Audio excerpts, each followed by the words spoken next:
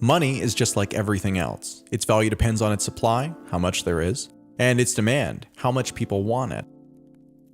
Governments can create money at any time. Usually, central banks meet every few months to decide whether to adjust the money supply. But if a situation seems urgent, they can ramp things up immediately, as we recently saw during the coronavirus crisis. Bitcoin, on the other hand, doesn't have banks, or boards, or anyone in charge. So how then does it decide how much money to print? Through a process known as halving. Back in 2008, Satoshi Nakamoto, the creator of Bitcoin, had an idea. What if you took humans out of the financial equation entirely and created new money on a schedule that would last more than 100 years? It would be boring, predictable, and let people trust the system since they could make very long-term plans, with confidence and without the need to worry about sudden or unexpected changes. But for Bitcoin to be valuable, it needed to be scarce, like gold. Nakamoto set the maximum number of Bitcoin to 21 million, so Bitcoin would be limited in supply, and thanks to the halvings, it would have a long, predictable, and unchangeable release rate. But how does it work? First, let's explore the process of mining. Think of it like a raffle that has one winner every 10 minutes, where miners generate a new raffle ticket for each math problem they complete and turn in. In the early days, computers weren't optimized to create these tickets, so each Bitcoin miner generated fewer raffle tickets for each contest.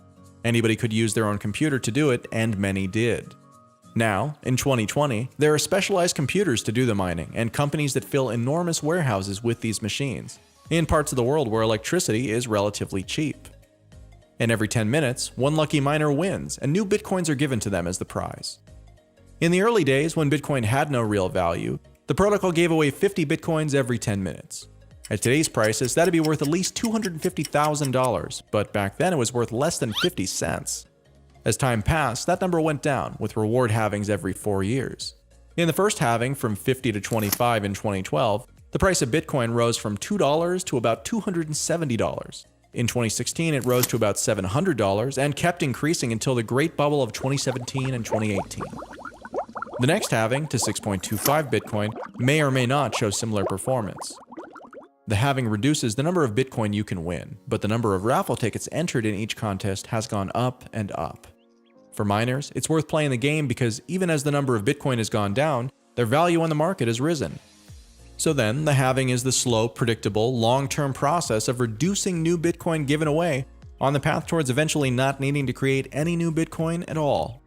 Over the years, we've seen competition amongst miners go up and up, which attracts even more miners eager for a payday who make the Bitcoin network even more secure.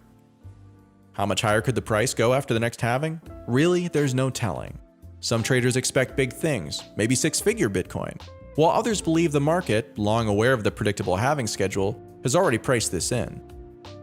Another open question for the decades ahead is whether miners will have enough incentive to keep doing what they do as the every 10 minutes reward keeps tapering off. Remember, miners need to be paid. They're not running these expensive electricity-guzzling computers for their health after all.